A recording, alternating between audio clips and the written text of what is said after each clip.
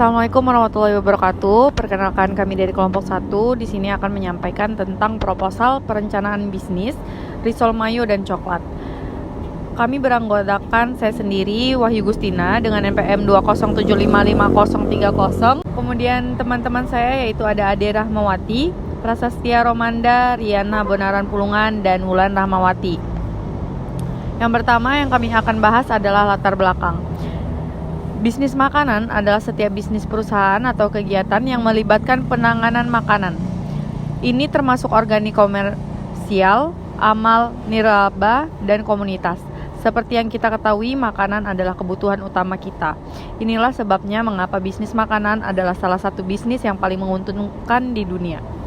Dibandingkan dengan sektor lain seperti retail dan fashion, industri makanan dan minuman semakin populer, makanan berbahan dasar kulit lumpia berisi mayones, telur dan sosis, serta coklat dengan balutan tepung panir banyak disukai para penikmat kuliner karena rasanya yang lezat dan teksturnya yang renyah di luar dengan bagian dalam yang lembut membuat sensasinya tersendiri di lidah kita.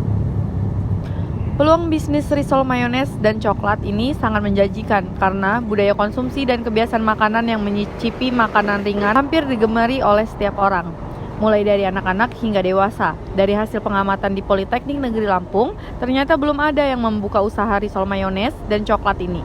Selain itu, lokasi kampus pasti ramai dengan mahasiswa dan memungkinkan sekali usaha ini akan berkembang dengan baik.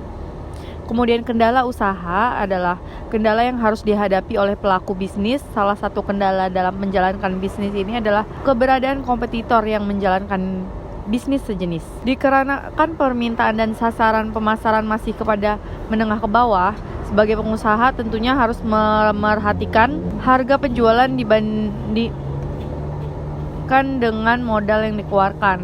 Oleh karena itu, untuk bisa memajukan usaha risol macok ini perlu diperhatikan dan dilakukan pemasaran yang tepat. Manfaat dari usaha risol macok ini diantaranya adalah kita bisa mendapatkan keuntungan dan memiliki pengalaman dalam bidang kewirausahaan sebagai mahasiswa akuntansi perpajakan. Informasi produk yang dihasilkan dari usaha kulit lumpia adalah risol isi mayones dan coklat.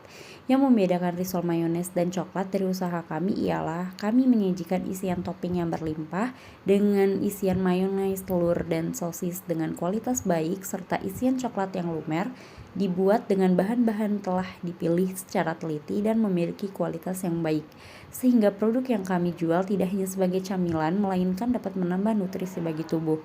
Tidak menutup kemungkinan, kami akan terus mengembangkan produk dan memastikan perkembangan berbagai varian rasa dengan tetap menjaga kualitas yang baik.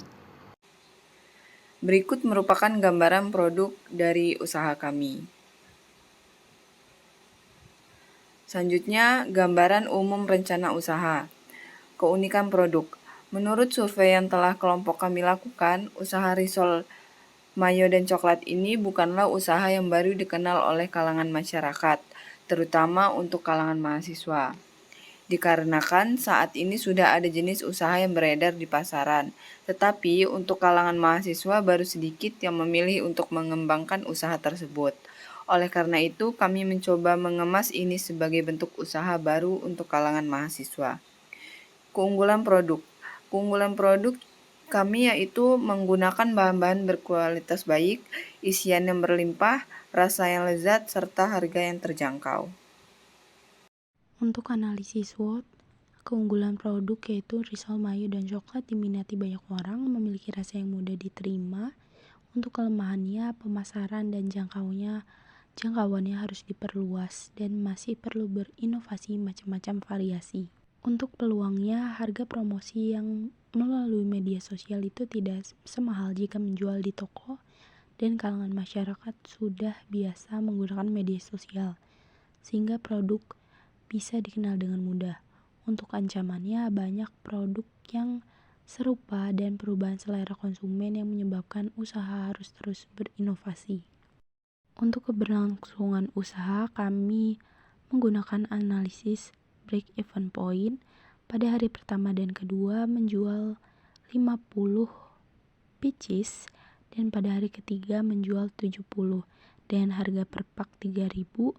Lalu laba akhir kami untuk hari pertama sampai hari ketiga sebesar Rp170.000 dengan harga pokok penjualan Rp100.000 pada hari pertama dan kedua, dan hari ketiga Rp140.000.